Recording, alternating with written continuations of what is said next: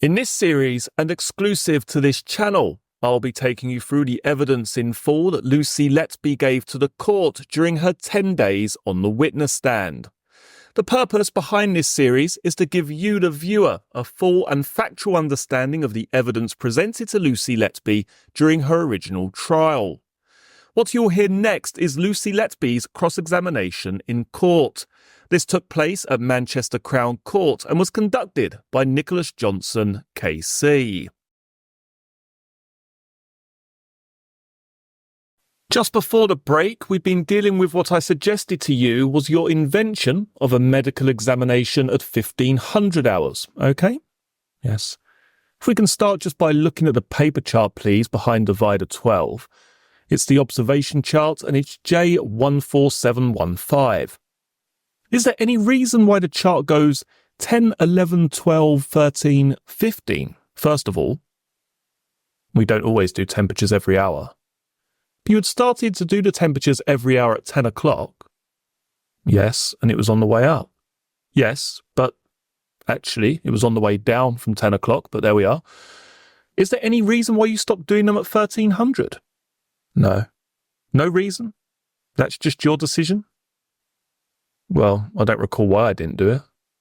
You've been given a direction to monitor closely by Dr. Beebe at 11:40, hadn't you? Yes.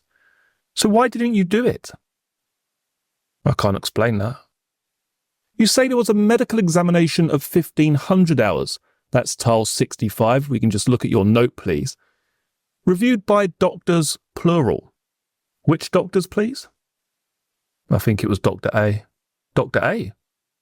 Possibly, from memory. When you say doctor, what about the other doctor or doctors?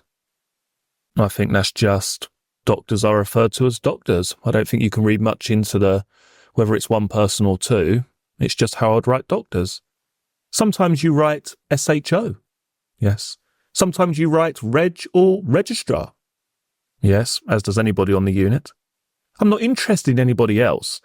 I'm interested in why at this time you didn't attribute this examination to a specific doctor. I can't explain that. Well, I'm going to suggest an explanation, because you didn't want it to be attributed in case anybody asked a question of the doctor. No, I disagree.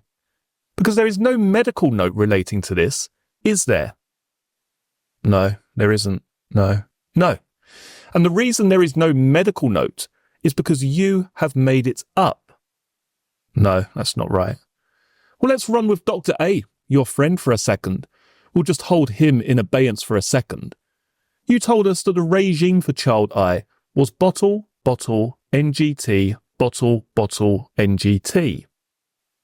That's what I've written there. Yes, somewhere. Let's look at the feeding charts, please. They're in the same part of this paper bundle. They're a few pages later. Let's start with page 14779, which is the day before. Yes.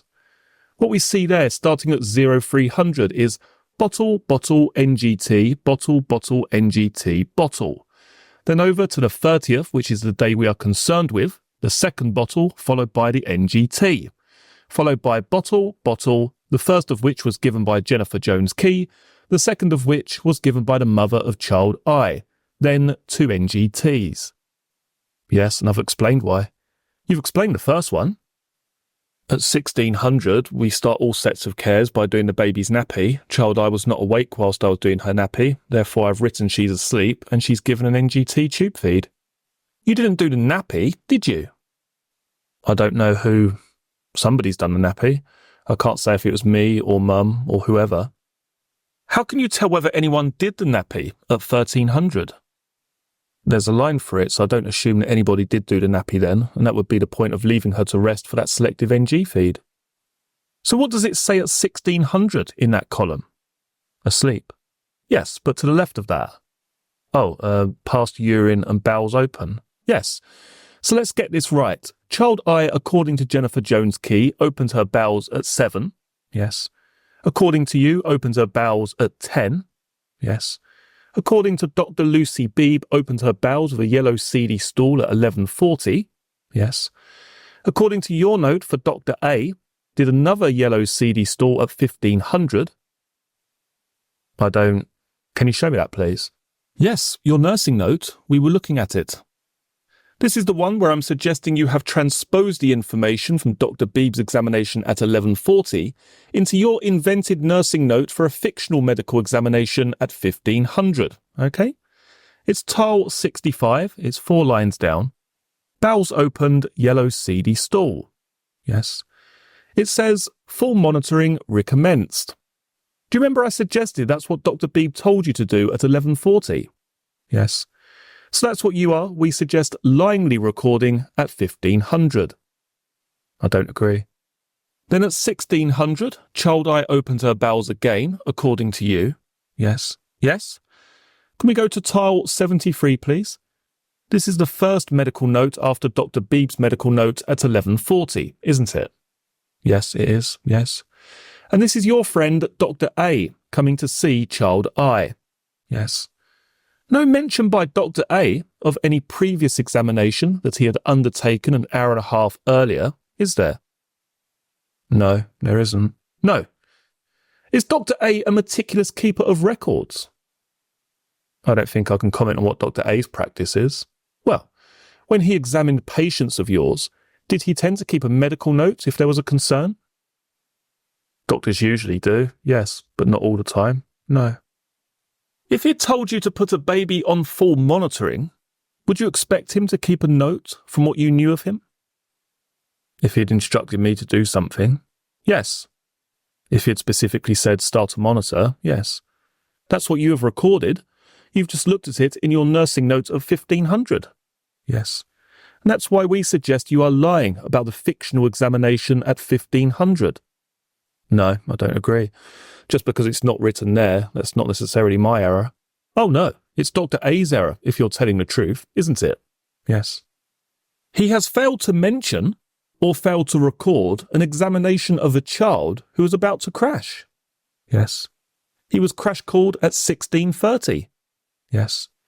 Nothing in the history there of having previously given instructions to put this child on full monitoring, is there? No. No.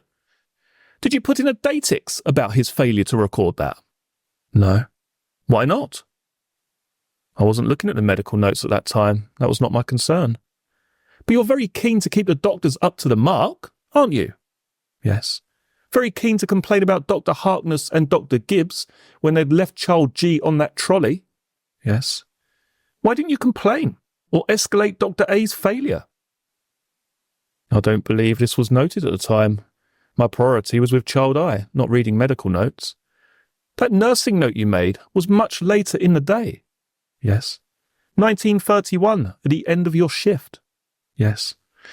You'd have had plenty of time to review what people had noted by that stage, wouldn't you? Yes. Just going back to the feeding chart then, please, at 14780, which is tile 68. You force-fed child I, didn't you? No, I did not. And that is why you gave her an NGT feed, which was out of sync with the pattern that had been previously established over 2 days. No, child I did not wait for that feed, therefore she was tube-fed, which is standard practice. She vomited 30 minutes after you had recorded giving her that feed, yes. And up to that point she had shown no signs of there being anything significantly wrong with her, had she? No, other than the low temperature, no. You say the low temperature, but as a matter of fact, just before the vomit, if we go back to 14715, yes, it had normalised. Her temperature had normalised, hadn't it? Yes. So all the signs had been positive, and despite that fact, she vomited. Yes. Just like child G. Yes. When you were there.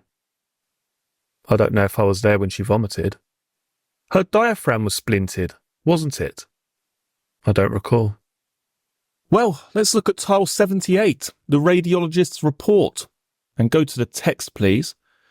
We can see the sausages, as Professor Arthurs referred to them. There is splinting of the diaphragm due to bowel distension. Yes. And this was a child that had vomited as well, wasn't it? Yes. So she had actually relieved a fair bit of the pressure on her. At 16:30, yes. Yes. You had pumped her with air or milk, hadn't you? No. Were you excited by what you did? No, I fed child I a normal tube feed. Why didn't you note the blood gas that was taken at 17:15? It's not on the blood gas chart, is that what? Well, let's look at tile 75. You see the arrow? This is, yes, your friend. Friend. Yes, one of your fellow nurses has made this note. Do you see it?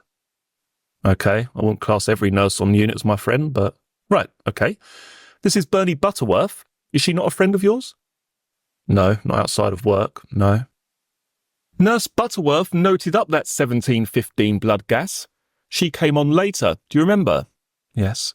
And she found the printout from the blood gas machine on the workstation. Yes, on the clipboard. I believe it was on the end of the chart. Yes. And you hadn't noted it up, had you? No. That's why she's written on there PP. Yes, I agree. For LL. Yes. And it comes in after her later blood gas at 21:23. Yes. This wasn't a blood gas that found its way home with you, was it? No. No. Why didn't you note it? I can't say for definite. It's an error, but the gas was there on the baby's chart for anybody to see that needed to see it. It was not hidden. You aspirated a lot of air from child eye, didn't you, at this time? At the time of the gas? At the time her diaphragm was splintered? I don't know without looking. You don't know? No. So just to remind us all, Bernadette Butterworth came onto the night shift at 19:30. Is that right? Yes. You handed over to her, Nurse Butterworth? Yes. And at the point of handover, child I desaturated again? Yes. You aspirated a lot of air from child I? Okay, I can't see the chart, but I agree if that's what you're saying. I can't. Well, let's deal with it. She did have air, yes. Let's deal with it in your nursing note. It's tile 91, please. At 19:30, child I became apneic, abdomen distended ++. Do you see that? Yes. Then a couple of lines below that, air ++ aspirated from NG tube and chest movement and observations improved. Yes. You forced air into the NG tube of child I, didn't you? No, I did not. And that is the reason why a lot of air came out after she collapsed for the second time on this shift. No, I do not agree. After you left for the night, child I improved, didn't she? I can't say without looking now. Well, let's look at the observation chart then. It's the one we had open before, 14715. Heart rate comes down. Have you got it? Yes, thank you. So heart rate comes down? Yes. The temperature of the incubator comes down as well, doesn't it? No, the temperature increases overnight. Oh, you mean the incubator temperature comes down? Yes, but child I has a high temperature. Yes. That's because the incubator is so high when you've been looking after her. She also had a low temperature at 2000 hours. Yes, but you'd only just released her from your care at 2000, hadn't you? Yes. And the temperatures that we have recorded before then are all recorded by you, aren't they? Yes. As soon as child I's care is handed over to somebody else, the incubator temperature comes down. No, I don't agree. At 2000, she still had a low temperature, and that is not my set of observations. Where were you at 2000 hours, Lucy Letby? I would have been on the unit. Yes, just having handed over care to Bernie Butterworth. Yes. And what time did Bernie Butterworth start? Well, Bernie Butterworth was present at 19:30 when she had the episode. She was. But when did responsibility pass to Bernie Butterworth? Well, from that time. Which time? Once we start handover. Let's look at what she writes at tile 94, please. This mirrors many of your nursing notes, doesn't it, in form? Yes. What does it say? Commenced at 2000. Yes. So you just literally handed over care of this child to somebody else. I don't agree. When we document things like that, we're not documenting the exact moment in time that we handed over. 8 o'clock is the end of the day shift and the start of the night shift, so usually that is when care would commence. Bernie was with me at 19:30 when I was doing handover. Well, let's move on to instant number 2 with child I. I just want to check that I understood what you said about this instant in answer to your counsel, okay? Did you tell the court that you went into nursery 2 together with Ashley Hudson? Yes. And at some point, when you just arrived, you noticed that child I looked pale in the cot? Yes. Did you say that Ashley was doing something on the workbench? Yes. You couldn't recall whether the lights were on or off, but you knew that you could see clearly enough that child I was pale in the cot? Yes. You were standing in the doorway, you say, when you noted child I's colour? Yes. Her face and her hands? Yes. You said to Ashley that she looked pale? Yes. You both went over and definitely turned up the lights? Yes. And you also said to the jury that you would be able to tell if child I was pale without the lights on? Yes, however the lighting was in that nursery at that time. I could see her, yes. Did you also say that you couldn't remember much outside what the notes say? For that particular episode, that's right. But you do remember saying that child I looked pale when you were standing at the doorway? Yes. And you also said that Nurse Eagles came straight away to help? Yes, from my memory, Laura did attend, yes. I want to start with your defence statement, please, at paragraph 115. Do you start by saying, I do not recall Ashley Hudson asking me to look after child I when she went to assist with a cannula on October 13th? That's right. Child I was not due a feed at that time. She had been fed at 01:30. Yes. Ashley had been on the unit since February? Yes. She was quite inexperienced to be looking after child I? Yes. What was it about child I that posed a specific difficulty, as at the beginning of the night shift on October 12th? So a baby like child I needs very close monitoring and being able to look for any changes that happen quite quickly. I also think, looking back, Ashley had stopped her monitoring when she should have been on a monitor still. All right. Unlike you, who hadn't had her on a monitor, even though Dr. Beebe had told you to have her on a monitor. I disagree that Dr. Beebe told me to do that. Who had told Ashley to be doing monitoring when she wasn't? No, it's the opposite. She wasn't doing monitoring when she should have been. Yes, I think that's what I just said, but I'll try again, see if I can improve. Who had instructed Ashley to do monitoring? I don't understand. She wasn't monitoring child I. Yes, but I thought you said that she should have been monitoring. Yes, she was still on antibiotics. Well, she had been on antibiotics, so yes. Okay, where does the instruction come from that child I should have been monitored? I can't see that anywhere. Well, it's probably just me being thick. What makes you say that there is something that means that she should have been monitored? The policy is that babies remain on full monitoring for 48 hours after they've stopped antibiotics, and I think that was the case for child I. Right. You seem to have a good recall of this. When had child I last been given antibiotics? I'm not sure from my memory now. Right. Does it come to this then? Because you think that possibly child I had been given antibiotics sometime in the previous 48 hours, she should still have been on monitoring? That's the protocol, yes.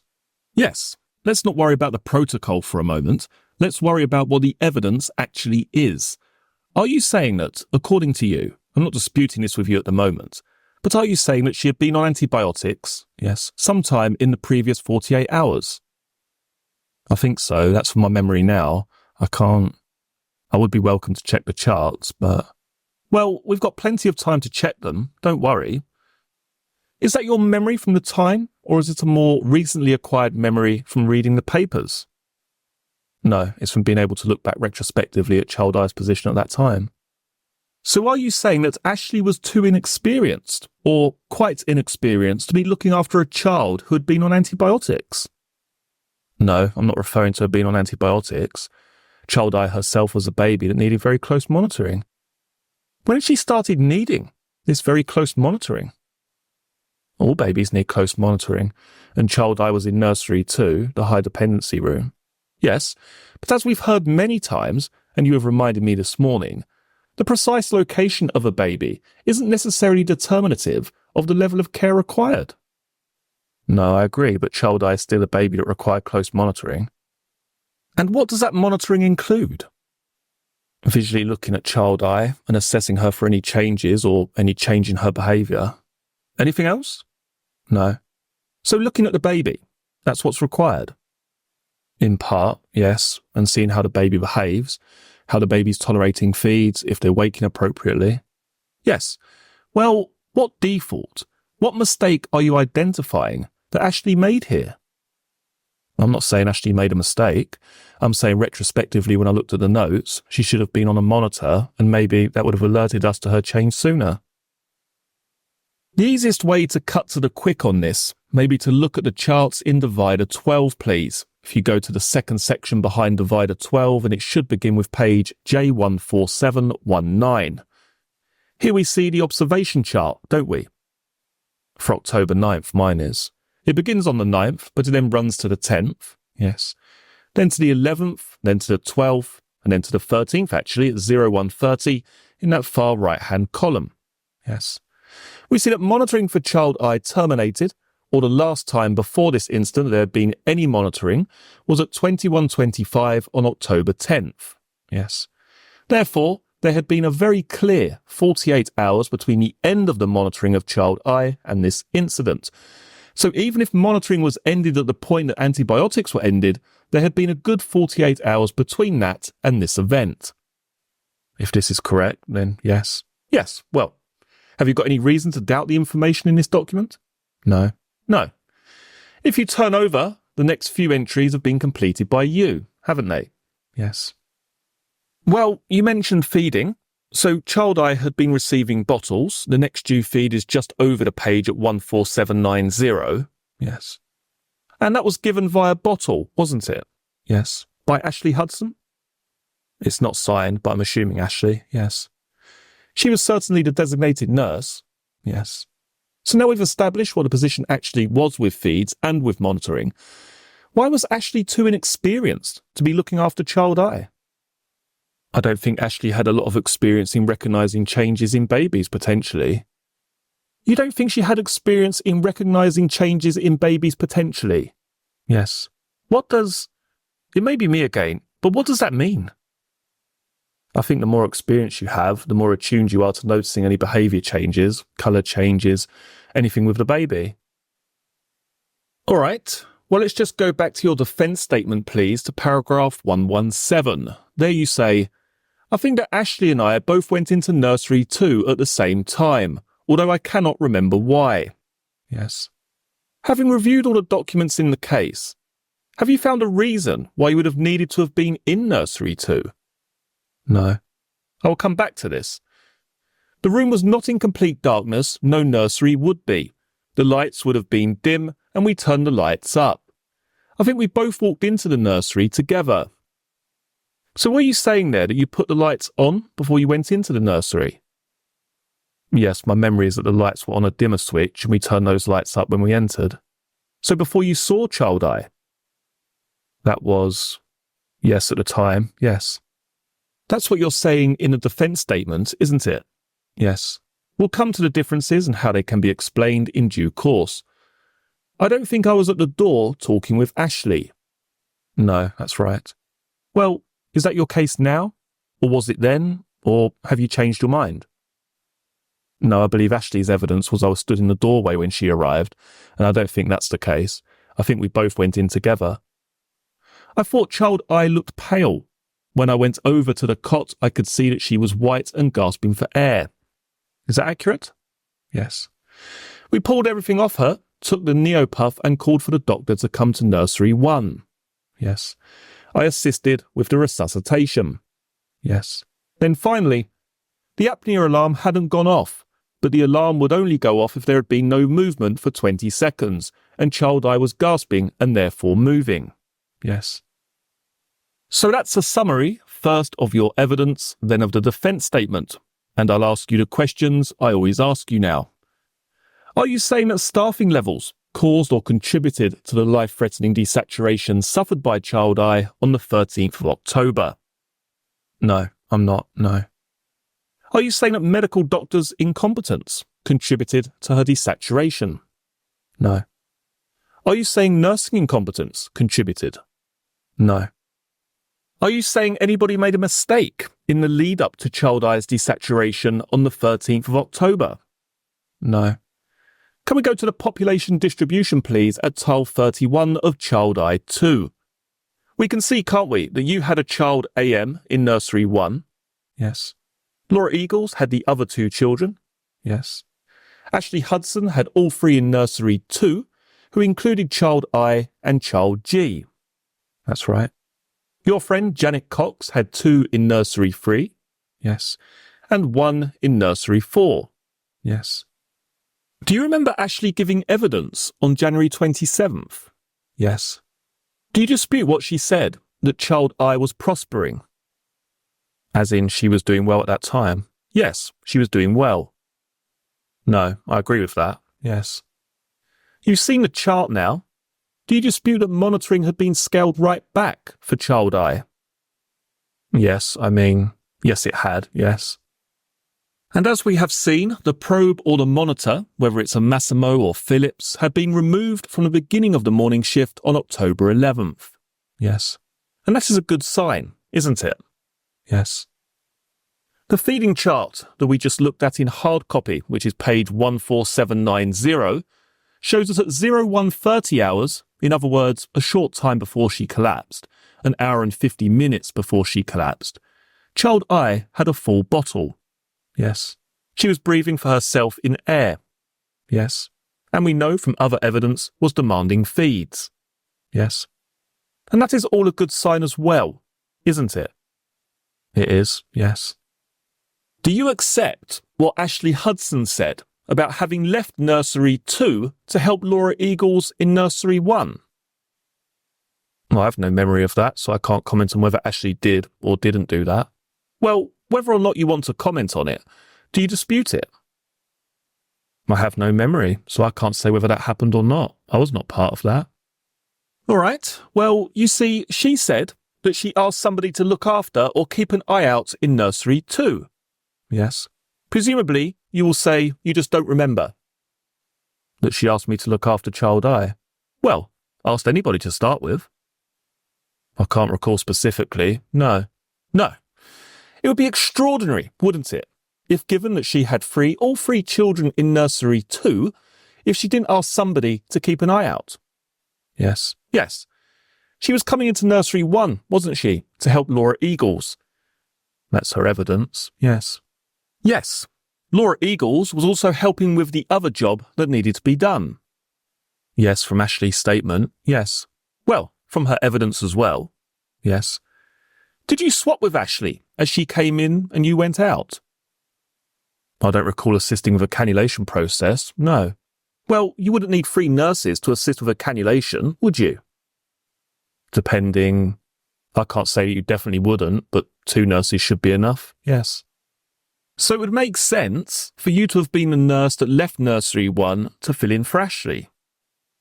I can't comment. I myself had a baby in nursery 1. There was also Caroline Oakley available on the unit. I can't say which one of us was asked to look after nursery 2. It's just that when you're being asked, you say you can't remember now. But when you're being asked by your counsel about this, you said you were not the person who was asked to fill in for Ashley in nursery 2. No, I don't believe I was.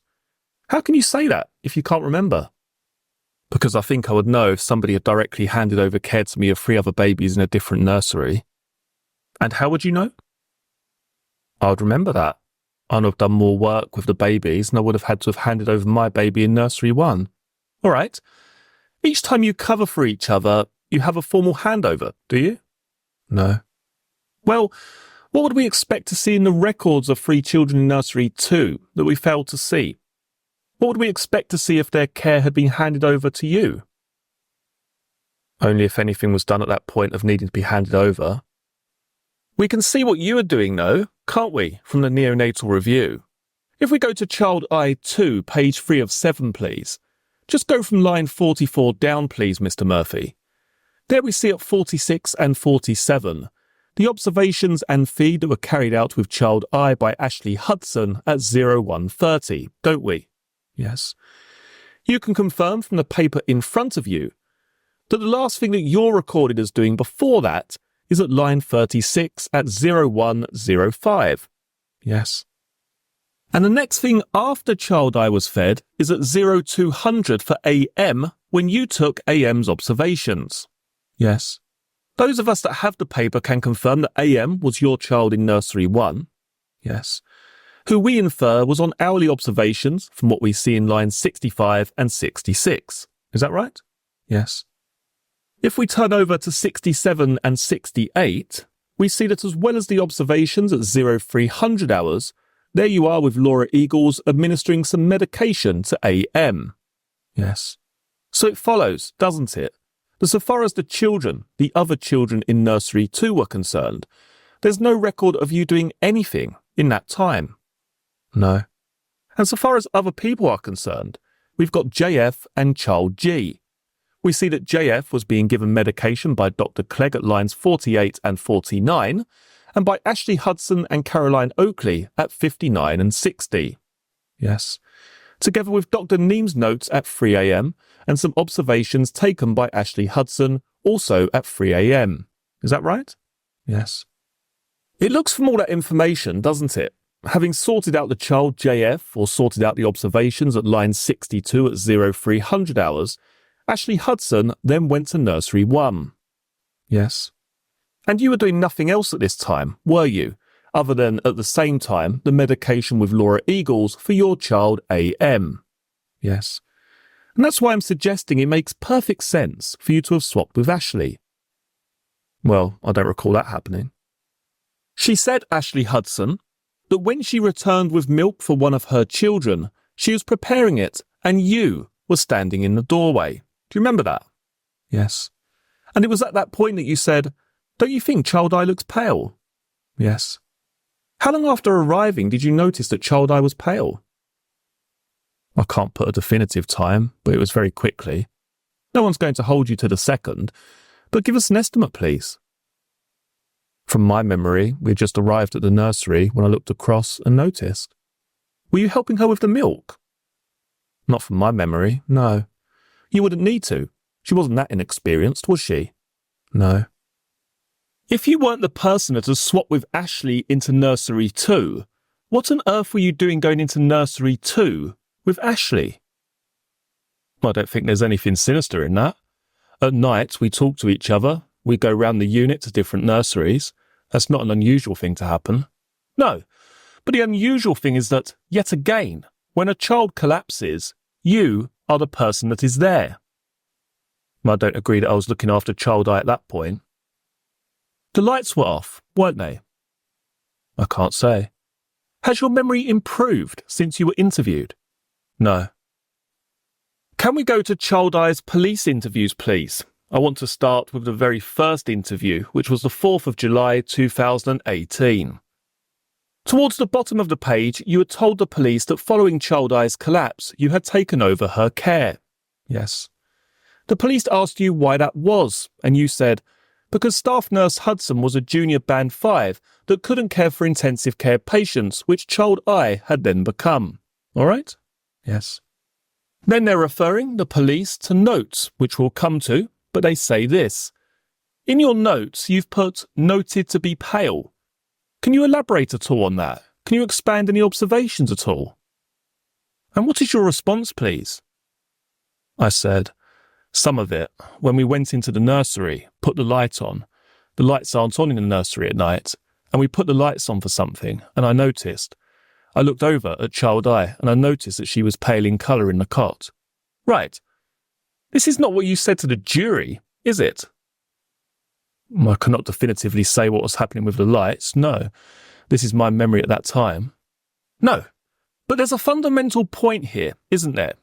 Time and time again, witnesses have been asked about whether lights are on or off, and what you are saying to the police here, not because they are leading you into it, when they asked you about the lighting in nursery 2, you are telling them that the lights are off, aren't you? Yes, and that's how I believed it to be, that we went to the nursery and put the lights on. But why have you repeatedly told the jury that the lights are never off? So the lights are never off completely, the lights are on a dimmer switch, and there's still enough light from the unit to illuminate the nursery. Why don't you say turn up the dimmer switch then, instead of put the light on?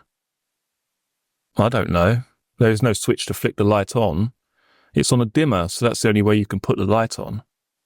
Page 29, please. which is the third interview on the 11th of June 2019, at the bottom there's a 6-line statement by one of the police officers that you agree with. Yes. They repeat to you what you had said in your previous interview and say, with reference to you commenting that Child I was pale, you said, when we went into the nursery, put the light on, the lights aren't on in the nursery at night, and we put the lights on for something and I noticed. And you say, yes. Why don't you tell them about the dimmer switch and the lights being down low there? I don't know.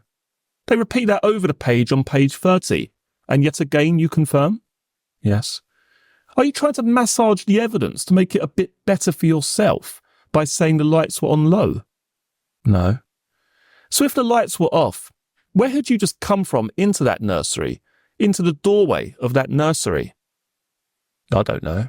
Well, from the corridor perhaps? I can't say. Well, I'm sorry, but how do you get physically to the doorway of nursery 2? I could have come from the corridor straight ahead from nursery 1, or I could have come from the lower half of the nursery by 3 and 4, or from the nurse's station. Whether you come from the nursing station, from a different nursery, or you're just in the corridor, you've always got to go via the corridor, haven't you? Yes. Are the lights on in the corridor? Yes. If you go from a light corridor into a dark nursery, does that make your eyesight really good? I don't understand. Oh, I think you do. What effect does coming from a bright corridor into a very dim nursery have on your eyesight? I don't know. You really don't know? No. You are a nurse. Everybody knows, don't they? If you go from bright into dark, what effect does that have on your capacity to see in the dark?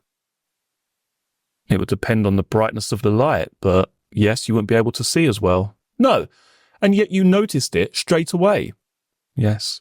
And the reason for that is because you had caused what it was you were purporting to notice, isn't it? No. I'm going to show you a picture that Ashley Hudson annotated. It's covered by Agreed Fact 51. The reference is J25368. Do you agree that that is an accurate representation of the view? No. No? In what respect is it inaccurate? There would be more light, the room would be lighter, and the cot would potentially be nearer to the workbench. Would potentially be nearer to the workbench? Well, all sorts of things are potential. The cot potentially could be upside down. Where are you saying it was? I think it was nearer to the workbench than that. What is the purpose of that tent-like structure over the cot? To minimise bright light to the baby. How big are the hands of a child of Child I's age? Small. Tiny, aren't they? Yes. Her head is small as well, isn't it? Yes. And she was covered with a baby grow? Yes. There was almost nothing to see, was there? No, just her hands and her face, which would have been covered by that tent-like structure. Not entirely, no.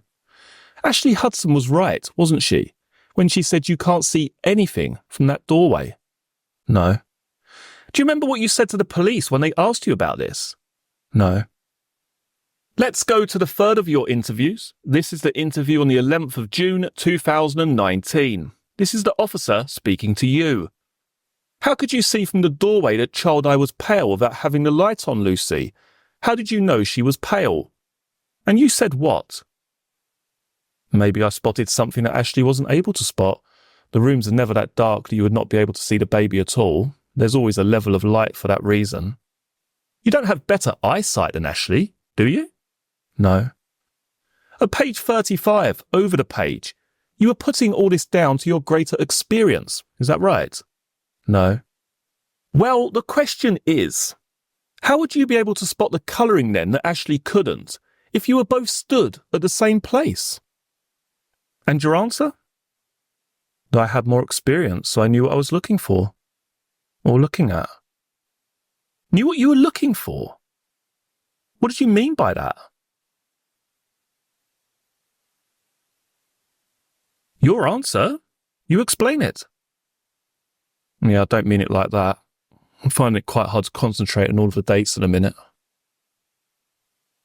Right, well, we would do about another half an hour this afternoon, but having observed a witness, and given that it's been a long day for her in the witness box, I'll stop the proceedings this afternoon, and we will resume on Tuesday morning at 10:30, please. It has been, I think, 8 days since you were last sitting there. In those days, have you thought of anything you have said so far you would like to alter or review? No.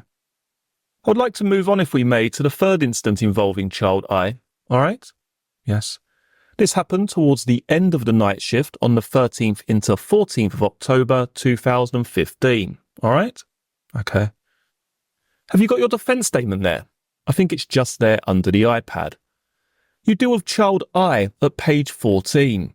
You can see that at paragraph 113 you deal with September 30th. At paragraph 115 on page 15, you deal with the incident that we have just dealt with, which is what happened in Nursery 2 in the early hours of October 13th. With me so far? Yes. And you don't mention at all, before you get to at paragraph 119, which is child I's final collapse and death, you don't mention at all the incident on October 14th. No.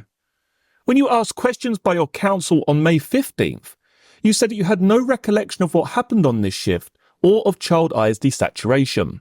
Do you remember saying that? Yes. Was that the truth? Yes. Is it your case that the staffing levels on this shift caused or contributed to the life-threatening desaturation suffered by child I on October 14th? No. Is it your case that medical competence or incompetence contributed in any way? No. Is it your case that anybody's mistakes made a contribution to child I's desaturation? No. If we go to the child I sequence, please, Mr. Murphy, it's sequence number 3, and could we go to tile 7? Click on that, please. This gives us the layout, doesn't it? Can you see that? Yes. You see that you were 1-to-1 with child I. Yes. Joanne Williams with 2 other children that were also in Nursery 1. Yes. Nursery 2, Laura Eagles looking after 2 who included child G. Yes. Janet Cox in Nursery 4 with a single child. Yes. And then some other babies whose location cannot be confirmed. Yes. Should we take it, though, that given that Janet Cox was looking after 3 of those other babies, they are likely to have been either in Nursery 3 or Nursery 4? Yes. OK. If we go to tile 46, please. This concerns an examination by Dr. Neem very early in the shift at 22:05. Yes. It shows that child I was stable, pink, settled, and had good chest movement, albeit she was on a ventilator. Do you remember that? I don't remember the shift specifically, but yes, I agree that's written there. Yes. Yes, well, you've heard the evidence relating to all this, haven't you? Yes. Do you agree that by 1 o'clock the following morning, on October 14th, child I was improving? I'd have to review the notes again. I can't say from my memory. We'll look at your note then, at tile 60, please. We can see at the top, this is a note you made towards the beginning of the shift. Is that right? Yes. If we scroll down, please, do we see a note that you made at the end of the shift at 08:43? Yes. We can see that you have recorded the fact that the blood gas at 0100, which is why I've selected that time, was good? Yes. No changes had been made to the ventilator? No. Temperature elevated, incubator temperature reduced. Is that right? Yes. And other signs were good at that stage. Would you agree? Yes. So, for example, child I tolerating handling better. Tone appears improved, remains pale, abdomen distended but soft, nil obtained from the NG tube. Yes. And you have then made a note, haven't you, of events at 0500 hours? Yes. Just tell us what you have noted there. At 0500, abdomen noted to be more distended and firmer in appearance, with area of discoloration spreading on right-hand side. Veins more prominent. Oxygen requirement began to increase, colour became pale. Reviewed by Reg Neem. Ventilation increased to CMV, rate 70, 30/60, gradually requiring 100% oxygen. Blood gases poor as charted. Clear air entry, slightly reduced on left. Chest movement reduced. Nil obtained from NG tube throughout. Continued to decline. Reintubated at approximately 0700. Initially responded well. Consultant JREM aware and on way to unit. Abdomen firm and distended. Overall colour pale. X-rays carried out. Resuscitation commenced as documented in medical notes. Night and day staff members present. Drugs as documented given via peripheral line. Ciprofloxacin stopped to allow access, therefore only half dose completed. Morphine increased to 40 micrograms per kilogram per hour, and dobutamine increased to 20 micrograms per kilo per hour. Child eye placed back onto ventilator and care handed over to staff nurse Tomlins. Please describe for us the discoloration that you saw. I can't recall that from my memory now. But it was moving discoloration. No, I don't believe it was moving. Well, what does the word spreading mean? That the area was getting bigger, not that it was actively moving. The discoloration was becoming bigger. So, do you remember it? No, but that's how I read my own note to be. Where did you get the time of 5 o'clock from? I don't know. Had you ever seen this sort of spreading discoloration before? I can't comment because I don't remember it right now. Don't or won't? No, I don't remember it. Where did you get the time of 5 o'clock from? I don't know. I don't know if it's from the paper charts. I'm not sure from my memory. Well, I'm going to suggest to you that if you really had seen this at 0500 hours, as you have recorded, you'd have escalated it straight away. Do you agree with that, or not? I can't comment on what time the doctor did come. It does say I've asked for a review. I'm not sure without looking at the notes when that happened. What had happened about 24 hours earlier? I don't know what you mean. Sorry, with child eye. I think you know who I'm talking about, don't you? Well, I don't understand the question that you're asking me. What had happened to child eye about 24 hours earlier? She'd been found in the cot. In what state? Apneic. Oh, come on. She wasn't apneic. Gasping. Almost dead. Do you agree? Yes. Yes. So this child, who had been almost dead 24 hours earlier, according to your note, has now got a more distended and firm abdomen. Is that a positive or a negative sign? Negative. She has discoloration, which is spreading on her right-hand side. Is that a positive or negative sign? Negative. So what would you have done if what you wrote was true? I would have escalated it to somebody, either a senior nurse or a doctor. But we know what time Dr. Neem attended, don't we? No, I don't know from my memory now. Let's go to tile 79. Asked to see patient increased requirement for oxygen. Is that right? Yes. And decreased saturations. Yes. Where is there mention to the doctor of discoloration? I can't see that there until further down into the text. Well, where do you see it? Abdomen distended and mottled. Any evidence of moving discoloration? No. Whose responsibility was it to communicate to Dr. Neem the issue that you have recorded in your notes as having occurred at 5 o'clock? Mine. You didn't communicate it, did you? I can't say specifically what time I asked Dr. Neem to come. He obviously has come at 5:55, yes. Is what you have recorded in your nursing note a serious event? It's showing a decline, yes. Oh, but let's look at the context of this decline. A child that had almost died 24 hours earlier, correct? Yes. Abdomen distended and firmer. Area of discoloration spreading on right-hand side. Veins more prominent. Oxygen requirement beginning to increase. Colour became pale. All your note? Yes. This would have been an emergency, wouldn't it, if what you wrote was true? I don't believe it was an emergency. It was showing a decline, yes, and I'm not sure who I escalated it to and when. This is another example, isn't it, Lucy Letby, of you writing a nursing note that creates the impression of a more gradual decline than in fact really happened. No, I don't agree. You sabotaged child eye at about 6 o'clock, didn't you? No. I'm going to suggest to you that Dr. Neem was called at about 5:50. Okay? Okay. If we go to page 78, I'll show you the reason why, and you can comment. If we go back to tile 78, please. There we can see in the third column of infusions, an infusion of morphine sulfate being given to child I at about 5:50, prescribed by Dr. Neem. Yes. With your signature underneath. Yes. And this goes with his note, doesn't it, that I've just shown you? Yes. And this is the time he arrived, isn't it? From that, I can't say what time he prescribed it, but yes, the infusion was commenced at 5:50, so it would have been prescribed prior to that. Yes. Yes. Go back to tile 76. We see your initials, don't we, at 0100 hours down to 0700. Yes. We also see under the 5 o'clock column your handwriting, don't we? Yes, in that large left-hand column. Does it read metronidazole? Yes.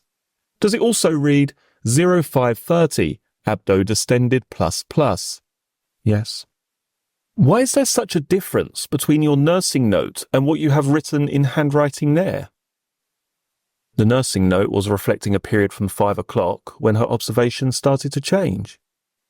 What was it about her observations that started to change at 5 o'clock?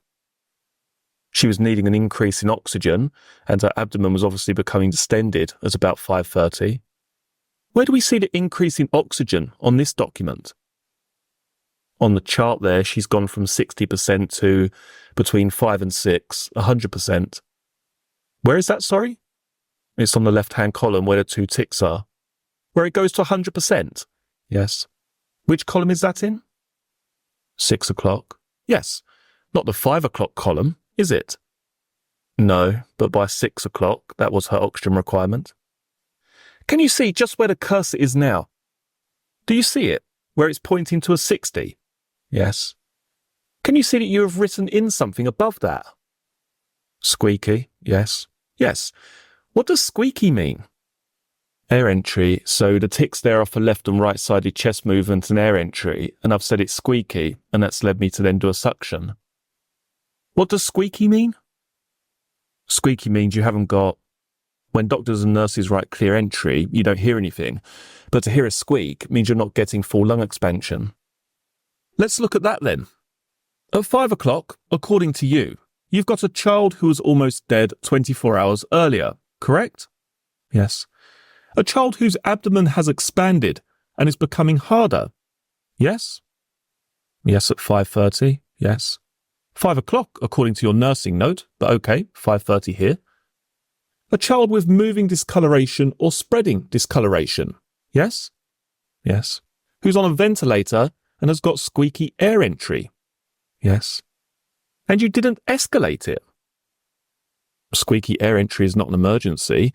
The next thing we were going to do is suction, which is what I've gone on to do. We wouldn't be putting out an emergency call for squeaky air entry. But we're not restricting ourselves to a squeaky air entry on what you have recorded, are we? No. We've got an expanding, hardening abdomen and expanding discoloration. Yes, I can't say now at what time I've bleeped the doctors, I don't know, or who I escalated it to. Asked to see patient isn't a very urgent request, is it? It's not crash called or bleeped. It's a bleep, yes, because there's no other way of asking a doctor to review them. I don't think that warranted a crash call, no. Just think about that. Are you seriously suggesting that other than a bleep, there is no way to ask a doctor a question or to review a patient? Unless they're on the unit. Well, let's think back to child E and your evidence about child E, the mucky aspirate. Yes. What did you tell the jury was the way of communicating with the doctor on that occasion? Telephone? Yes. But the telephone comes from a bleep. I can't. The only way nurses can speak to a doctor is by bleeping them first.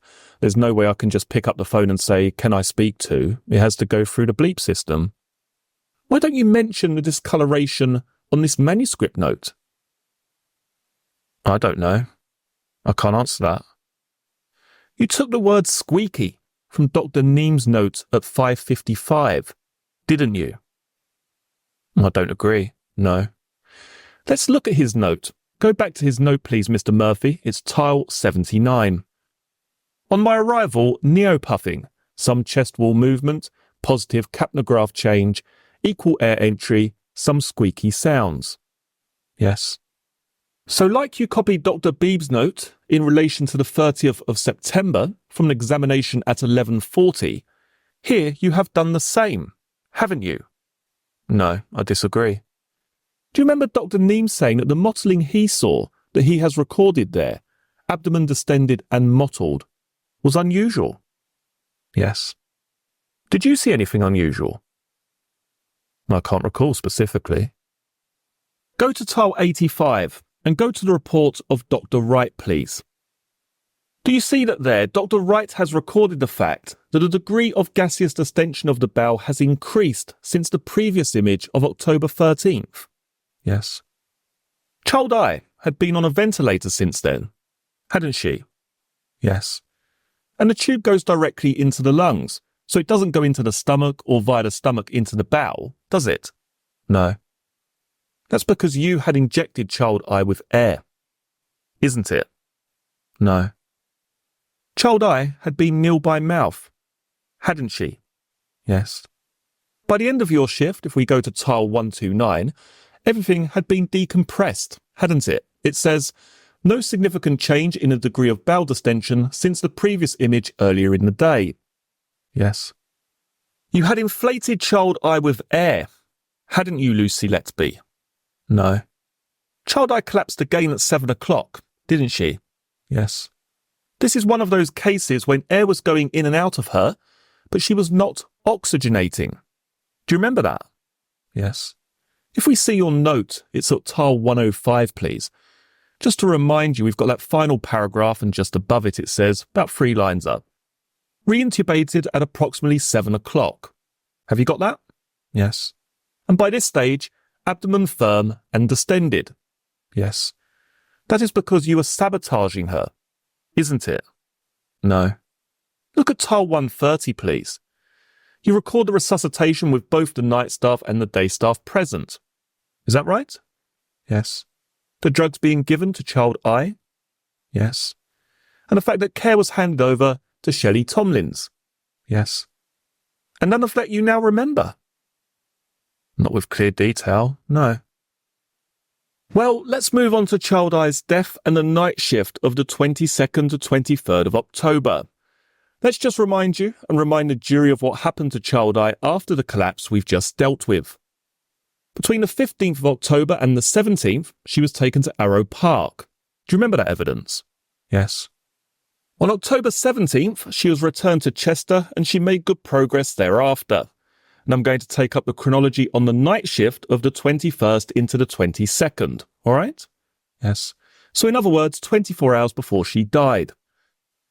Do you accept the evidence of Ashley Hudson that on that night shift, the 21st to the 22nd, child I was easy to settle? Yes. Do you accept that child I's observations were stable, with the slight exception of a single raised respiration reading at 2200 hours on that shift? I can't say that now without seeing the chart. I can't remember all of the observations. Sorry. All right. If you want to look at it, by all means. If you look in jury bundle number 2. Here we have child I's observations for the 20th, the 21st, and the 22nd, or the morning of the 22nd. Do you see that? Yes. So this covers the night shift of the 21st into the 22nd of October, which is what I'm asking you about at the moment. Yes. Just to remind you, to put that into context, this is 24 hours before child I's death. Yes. Okay. The suggestion I was making to you, and inviting you to confirm, was that child I's observations were stable on that shift, with the slight exception of a single raised respiration reading at 2200 hours. Yes. So we're agreed about that. Yes. Ashley Hudson told us that child I was being kept in nursery 1 as a precaution, but she wasn't an ITU baby. Do you agree with that? Yes. Do you agree from this chart that she was self-ventilating in air and that her saturations were optimal? Yes.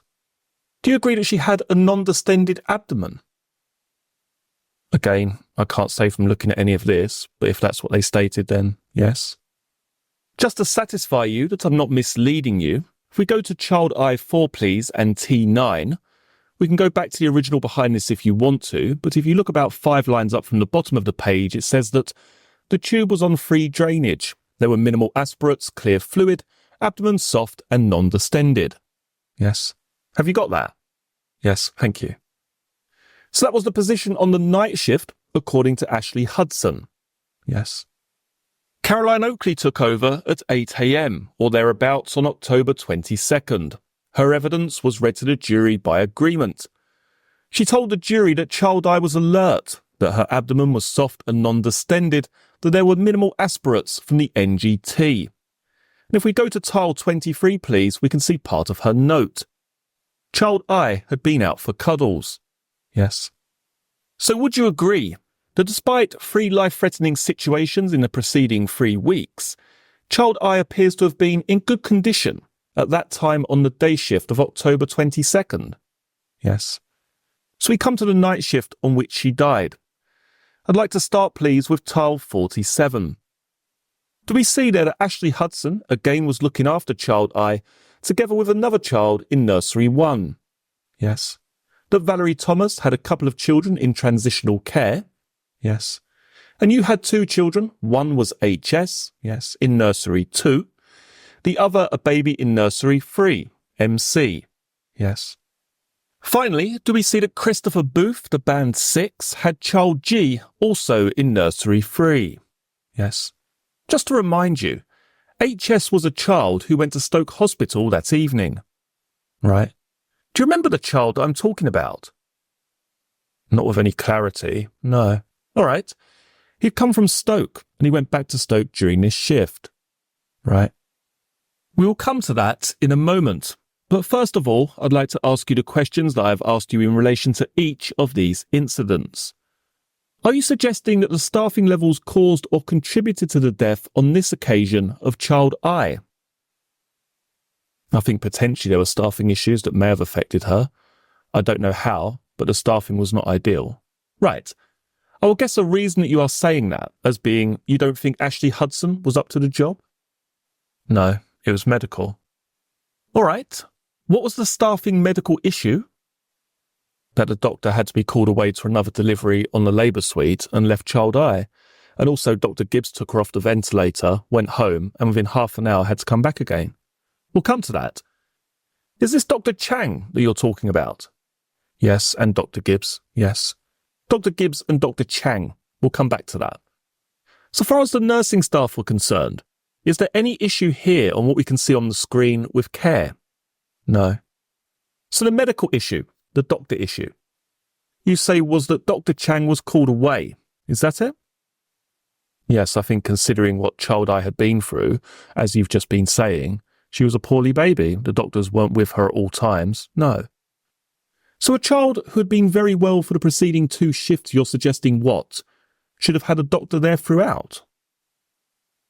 Once she deteriorated, yes. What about Ashley Hudson? Do you accept that she was competent to look after child I on this shift? Yes, at this time she wasn't needing any specialised care. You didn't like being in nursery 3 though, did you? No, I disagree. Were you jealous that Ashley was in nursery 1 when you were in nursery 3? No, I've nothing to be jealous of. Can we look at paragraph 116 of your defence statement, please? What does it say? Ashley had been on the unit since February. She was quite inexperienced to be looking after child I. Yes. This is with reference to October 13th. Oh, it is. Which is, as you correctly observe, a full 9 days earlier. Yes. Had Ashley's experience increased significantly in those 9 days? No, but child I was in nursery 1 at this point, being very closely monitored, so I think Ashley was okay to look after her. What we're going to need to do now, please, is to open up the neonatal review before this shift. On the front of it, it should say Event 14, Child I. Yes. HS is the child I was suggesting to you went to Stoke. Just keeping that there, I'm going to ask Mr. Murphy just to put up tile 57 for the child I number 4 sequence, please. So this is a text you were sending to your friend Nurse E just after the beginning of the shift at 20:47, all right? Yes. You were telling Nurse E that transport was on its way to take your baby back to Stoke. Only 8 babies off duty, not out. Yes. For reasons that we're going to see, the baby going back to Stoke is the baby HS. Okay. Do you have any recollection of when HS left? No, I don't, no. Well, if we go to line 85 of the neonatal review, do you see there in blue it says at 0100 hours an entry regarding HS leaving with team at 0100 hours? Yes. Okay. So if that's the time, if your note is accurate, and that's the time the child was leaving, what time would the transport team have arrived? Sometime before that. Yes. I couldn't be specific when, but generally speaking, how long does it take a transport team to get a stable baby ready for transfer? I can't recall this baby specifically to know what needs they had. Well, if he was relatively stable, is it a 5-minute job or half an hour or, I think it depends. I don't think I can comment exactly how long it takes the transport team, but they would have been there a period of time to receive handover and talk to parents, get the baby moved, check any infusions. It's not a 5-minute process. So it takes a while anyway. Is that right? Yes. Do you remember being asked to look at this neonatal review by your counsel when you were giving evidence in answer to questions he was asking? Yes. Just so you understand, the time at which child eye deteriorated was just before midnight. Right. Do you remember that? Yes. We can see it marked in the review at line 62, can't we? Yes. It's 23:57. Yes. So 3 minutes to midnight. Yes.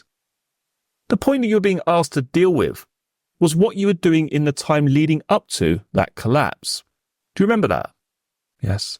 So if we go back to page 3 of 8, we can see that there's quite a lot of blue text on that page relating to both the child HS, who is the transfer baby, yes, but also the child MC, who was your other child in nursery 3, yes.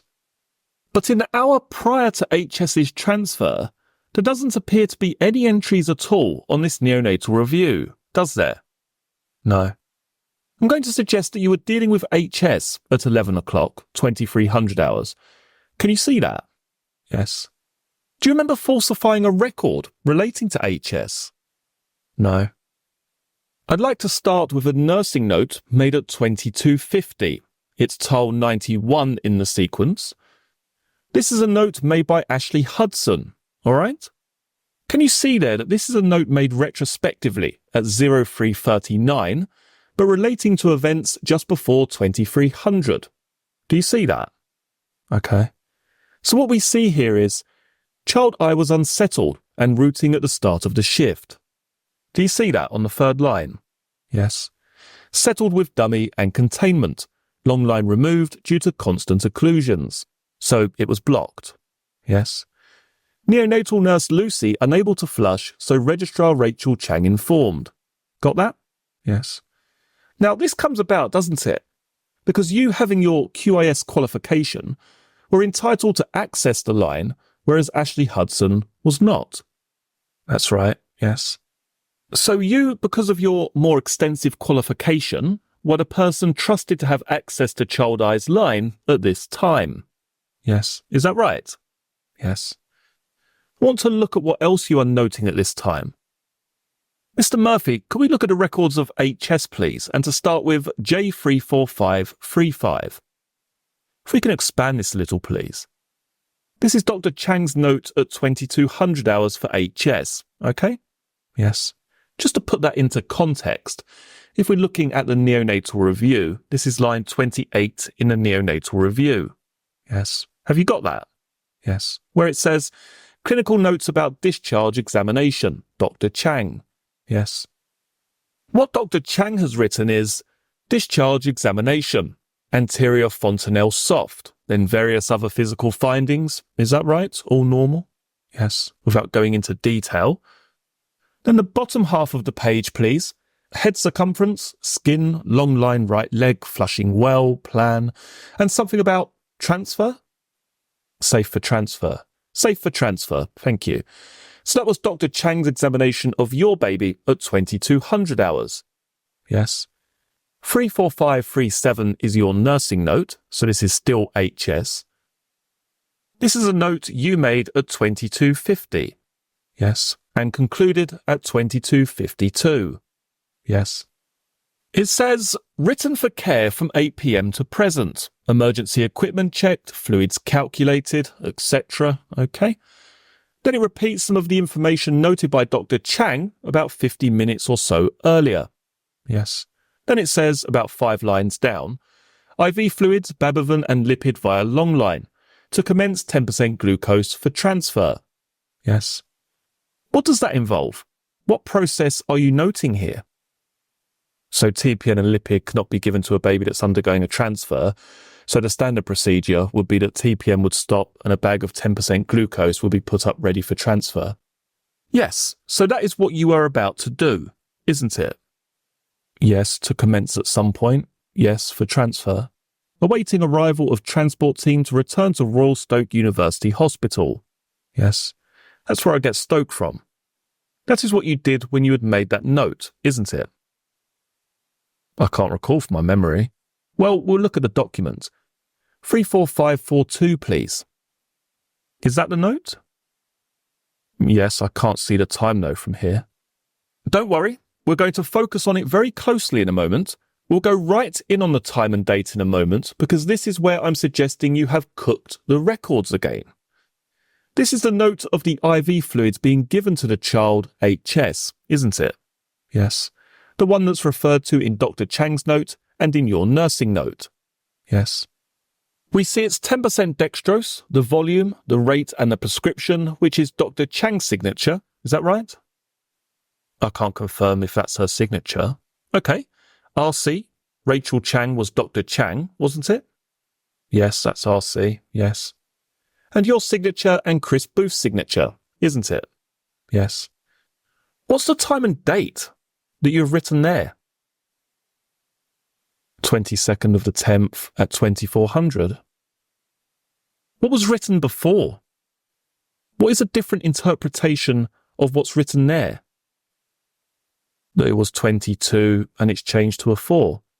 A 3 to a 4, 2300 to 2400. Okay. Well, do you agree or not?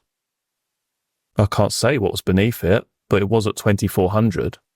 Well, we've just seen, haven't we, that at 10 minutes to 2300, in other words, at 2250, you were making a note, a timed note, timed by the computer, in the nursing notes that you were to put up dextrose, because that's the standard procedure for a transfer. Yes. And if this really did say 2300 hours, this would be 10 minutes after that, wouldn't it? After the note? Yes. Yes. That is what was done at 2300, isn't it? And you have subsequently changed it. No, I would not have changed a record. That was obviously written in error, and I've put 24 as the correct time, which Chris would have had to have signed with me. Well, that depends on whether the signature is put on before the time, doesn't it? Well, it's part. When you're signing that, you're signing to say that you agree with the time and date as well. Yes, but if you change it after Chris has signed it, he would never know, would he?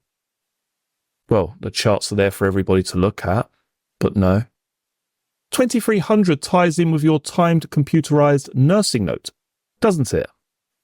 It says at that time, yes, that I will be starting 10% at some point. Yes, it doesn't mean that I started it at that exact point. It just has to be up for the transfer. Well, let's go back to the neonatal review, please, at page 3 of 8. What else were you doing for HS at 2300 hours? It's line 46. Fluid chart. Yes. We'll look at the fluid chart. I think it's 34544, please. What we have here is the fluid balance chart, isn't it? Yes. Can I just check what page that was? I was one page out, 34546. What we see here is a reading at 2300 hours with your initials at the bottom. Is that right? Yes. And indeed one at 2400? Yes. And this would suggest that TPM was running right up to midnight, wouldn't it? Yes. Interestingly, at 2400, there's no reading in the pressure VIP line, is there? Yes, there's a 0 in both. At 2400. Yes. What does it say next to 161? Oh, I thought you said the VIP score. Sorry. Yes, there's no pressure reading. No. Why not? Because the pump's been discontinued. You have put those two readings in erroneously, haven't you? No, because you changed it to dextrose at 2300. No, I changed it at 2400.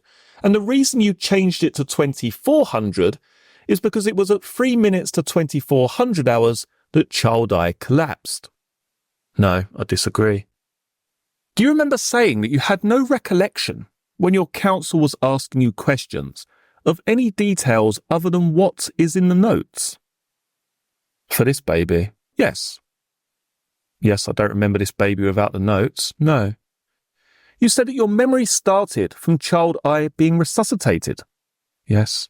You said that you went to nursery 1. Yes. You believe that Ashley alerted you at some point that child eye was unsettled. Yes. And that you had had no involvement with child eye before that. From my memory, yes. Yes. That's what you were saying in evidence in answer to your own counsel. Can we go to paragraph 120 of your defence statement, though, and see what you were saying back in February 2022? Can you read out that paragraph, please? 120. I do not recall a lot of the detail of the night that child eye died. I do remember her crying more than usual, and going to her, I called for Ashley, who came in. From that point onwards, child eye just deteriorated more and more. So what you were saying in your defence statement was that it was you who went to child eye first. No, there were two events, one that Ashley called me in for, the other where I believed I was there first. Let's deal with that then. So you put me right and explain where I've got it wrong. So in paragraph 119, I say that I do recall Ashley calling me in to help, but I cannot remember where I was beforehand. I see. 120 is referring to a separate incident. I called for Ashley, who came in. Well, I've clearly misunderstood it. Do you remember what Ashley said about this desaturation? No, which one, sorry? The one at midnight. Yes, that child eye had been very unsettled and she'd put her prone. Do you remember her saying that she heard a cry from child eye that she had not heard before? Yes. A loud, relentless, almost constant, with no fluctuation cry. Yes. Very different to a hunger cry. Yes. Is she right about that? I did not hear that cry, no. When I went into the nursery at that point, child eye was quiet.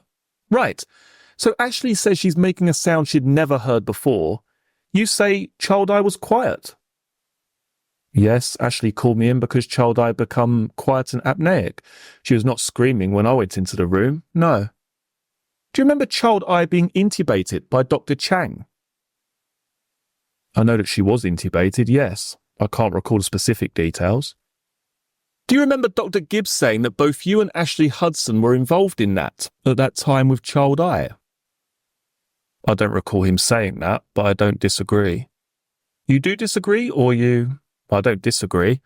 Without looking at the notes, I can't say that I wasn't helping, no. It's another case of you gravitating to nursery 1 when you're in one of the less acute nurseries. Well, it's a case of one of the other 3 members of staff on that night would have had to have assisted. Do you remember Dr. Gibbs saying that child eye made a very surprising recovery and was breathing against a ventilator and queuing for a feed? I disagree that she was queuing for a feed on a ventilator. I don't think that's physically possible, but yes, she did fight against a ventilator.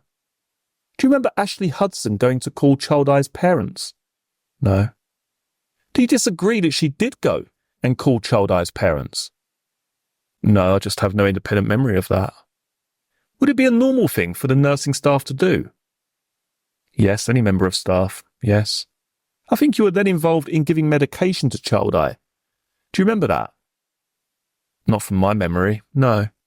If we look at tile 117, we may see evidence of that. Yes, I agree, thank you. Well, you just explain to us what you agree with and why. I agree it's my signature on the 0025 row and on the 0125 and 0148. Do we see a couple more examples of times being changed there? Yes. Why is that? I can't explain that. It must be written in error. So 3 mistakes within 25 minutes in the paperwork? Yes, potentially, yes. With 2 different children? Yes. And were all just before this child died? Is that right? Well, I can't explain why the times have changed. No. Well, they've changed because you've changed them. No. So who's changed them then? I don't know who's changed them. The second one from the bottom, which looks like 0125 with the 25 overwritten over some other numbers, can you see what the other numbers underneath are?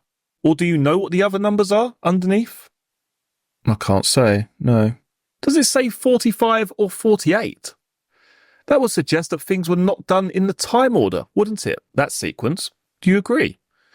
We go 0025 or 15, depending on which version we are to accept. We then go 0138, then 0125, which appears to have been changed from 0140 something, and then 0148.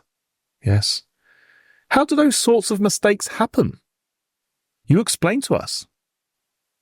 That's when there's a lot going on the unit, potentially. We may have written down the wrong time.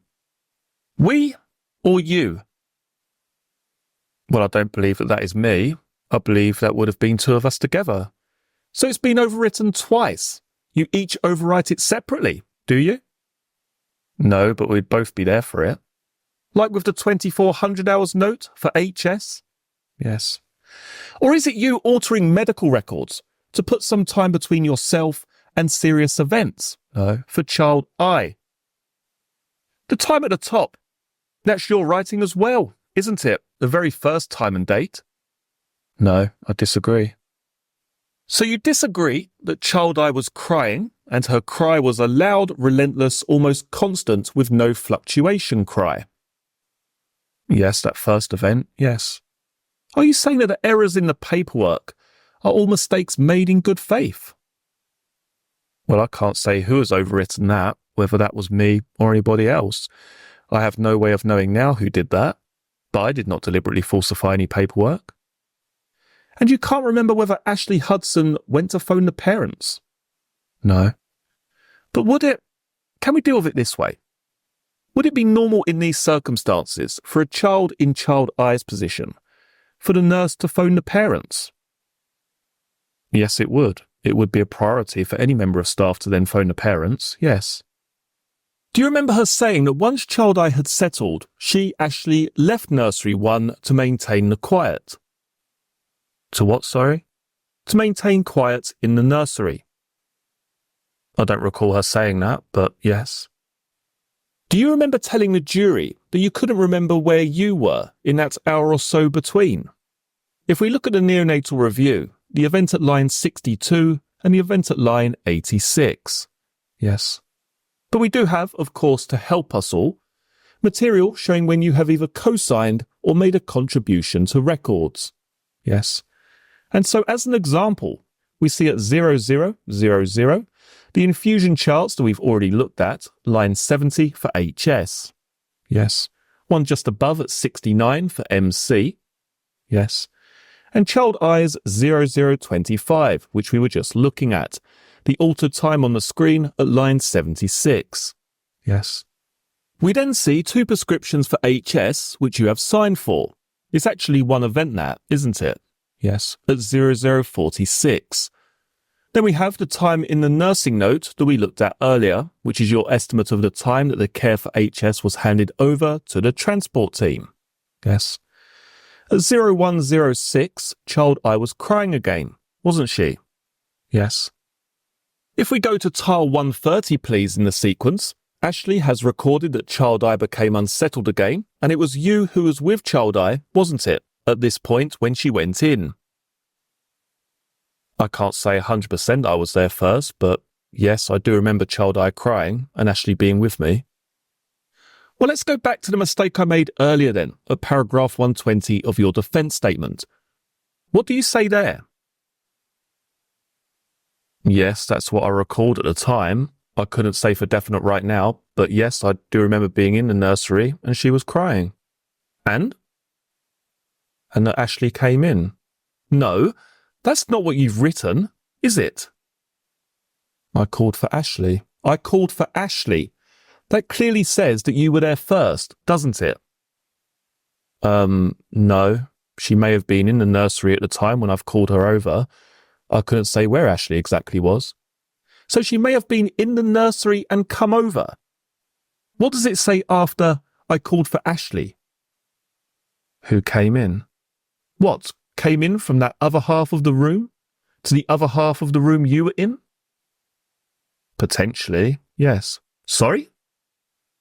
Potentially, yes. Potentially. Or in through the door, yes. Sorry? She could have come in from the other side of the nursery, or she's come in through one of the doors. I can't be specific. Well, do justice to yourself, and just think about this before we move on. Are you seriously suggesting that I called for Ashley who came in doesn't mean that you were in there? Ashley was not in there. You called her. I'm saying I don't have any specific memory of where exactly Ashley was. What were you saying in your defense statement? That I called her and she came in. And what did you mean by that? That she came into the nursery? Yes. Yes. Why wouldn't you just admit that? Because I can't say 100% sitting here now that is what happened, so I'm not going to say something is 100% if I can't be definitive. Would you have said it in this document if you weren't 100%? No, but this was a period of time ago. Right at the end, and we've dealt with this many times, you accept this document as an accurate summary of your case. Yes. Yes, that is the truth, isn't it? That you were in there at the time Child Eye was crying relentlessly, and nobody else was there. Potentially. Yes. Potentially. Yes, I can't say 100%, no. Do you remember Ashley saying that when she went in, you had your hands in the incubator? Yes. And that's the truth, isn't it? Yes, I do recall trying to settle Child Eye. Yes. Do you remember Ashley saying to you, she's going to do it again? It's the same cry. No, I don't recall that conversation word for word, no. Well, did she say something like that? She may have done, yes. I can't say specifically. And you said she just needs to settle. Yes, my assessment of Child Eye at that time was that she was hungry and rooting, yes. You had pumped Child Eye with air, hadn't you? No. That's why she was so distressed. No. Because you were doing your best to kill her. No. She hadn't been fed milk for quite some time by this stage, had she? No, that's right. And yet her stomach was full of air. Wasn't it? After this, yes. Yes. She required Neopuff. Because you had pumped her full of air. Hadn't you? No, I had not. No.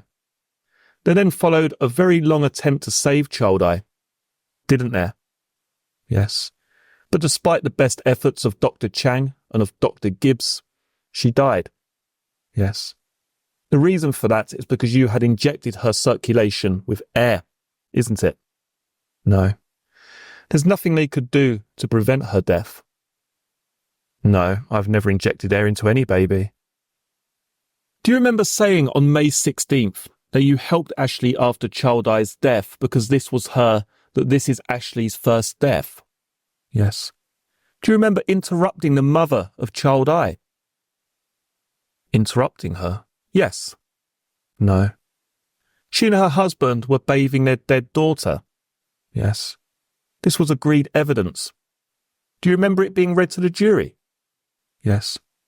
And do you remember her saying, these are her words, Lucy came back in, she was smiling and kept going on about how she was present at Child Eye's first bath and how much Child Eye had loved it?